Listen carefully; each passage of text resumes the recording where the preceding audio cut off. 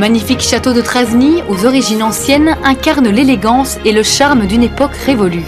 À travers ses imposantes tours, ses élégantes façades et ses jardins soignés, le château de Trasny témoigne de l'histoire et du raffinement qui ont marqué cette région. Depuis des siècles, il a été le témoin privilégié de grandes familles aristocratiques et de moments clés de l'histoire. Ce lieu enchanteur invite à un voyage dans le temps. Notre guide nous attend.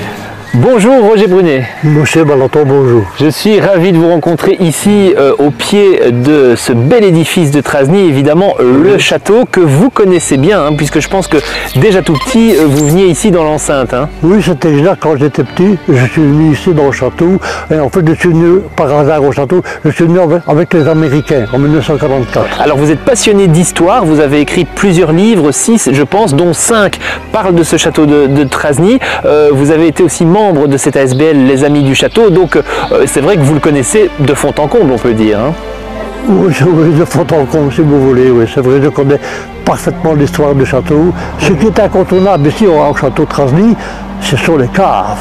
Il ne faut pas oublier que les caves romanes sont les caves les plus vieilles de Belgique au point de vue civil. Ne l'oublions pas. Il y a certaines caves ecclésiastiques qui sont beaucoup plus anciennes, comme l'abbaye de Lop, par exemple, mais on ne s'en visite pas. Il y a des salles à l'intérieur aussi qui sont remarquables. Hein. Oui, oh oui, il y a la salle du blason, entre parenthèses, avec le blason, mais ça c'est toute une histoire. Puis, moi personnellement, celle que j'aime le mieux, c'est la salle de chevalier. J'ai écrit d'ailleurs un ouvrage sur la salle de chevalier, qui est remarquable, entre parenthèses. Et bien sûr, les tâches avec tous les murs que François Dubois avait légué parce qu'il n'avait pas d'héritier et il s'était marié très tard. Et il a été marié 1 an et demi. Mais il avait fait un testament et tout est revenu ici au château. Il avait fait des fondations également et c'est comme ça que ça a démarré. Bon, et je me suis encore plus intéressé au château et alors j'ai commencé à écrire.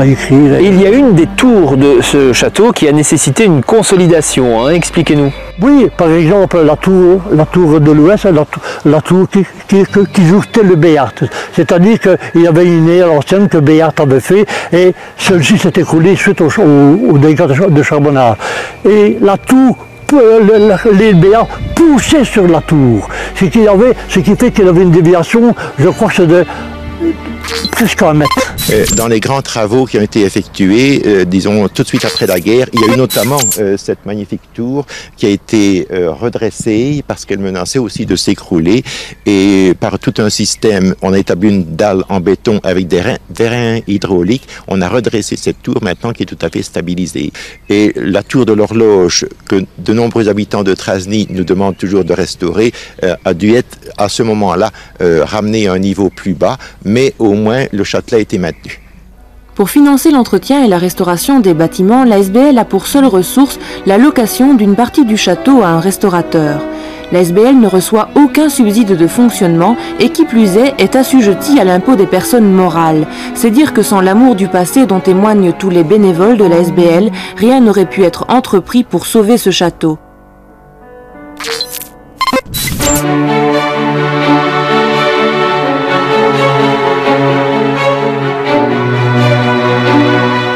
On se retrouve à l'intérieur de ce château de Trasny avec vous, Jean-Claude Derzel, bonjour. Bonjour Christophe. Alors vous êtes président de l'ASBL des Amis du Château de Trasny, on l'a vu hein, dans les archives aussi, c'est un château qui a eu beaucoup de phases assez différentes, parfois plus compliquées, mais aujourd'hui cette ASBL est toujours bien présente pour le faire vivre. Alors qu'en est-il du présent? Qu'est-ce qui se passe ici au château? Bon, il faut savoir que l'ASBL est propriétaire du château, et ça c'est assez rare. Généralement, les châteaux appartiennent encore à des familles privées, à des sociétés commerciales ou à des provinces, communes ou la région wallonne. Ici, non, c'est l'ASBL qui est propriétaire du château. L'avantage, c'est qu'évidemment, on est indépendant, mais le désavantage, c'est que nous devons financer en grande partie nous-mêmes, que ce soit les travaux ou l'entretien, qui est énorme. Oui, donc il faut organiser des événements. Il faut organiser des événements. Alors, on pourrait se demander à quoi ça sert un château aujourd'hui. Bien, ça sert à beaucoup de choses. Tout d'abord, c'est un lieu d'histoire. Donc c'est important que les gens connaissent l'histoire aussi par les monuments qui subsistent. Enfin, le château est évidemment classé. Et donc on organise des visites guidées, des conférences pour faire découvrir ce patrimoine qu'on doit respecter à la population. Mais à côté de ça, on veut que ce soit un lieu de vie, de rencontre pour toute la communauté. Donc nous avons lancé il y a quelques années le projet de créer un jardin médiéval qui est situé dans le parc, près de la tour ouest.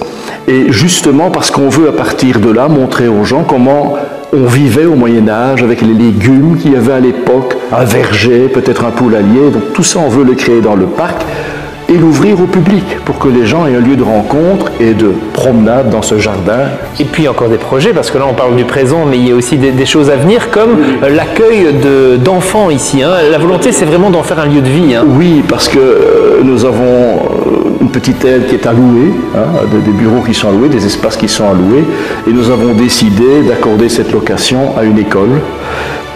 Parce que justement, nous trouvons que ça rentre bien aussi dans le projet d'avoir des enfants ici qui puissent venir profiter de l'environnement du château, du parc, etc.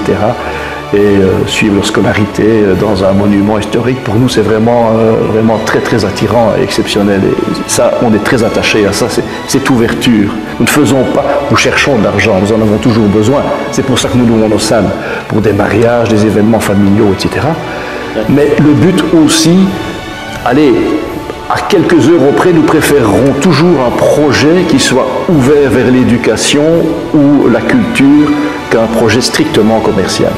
D'un point de vue plus personnel, Jean-Claude Derzel, quel est vraiment l'élément qui fait que ce château est votre coup de cœur?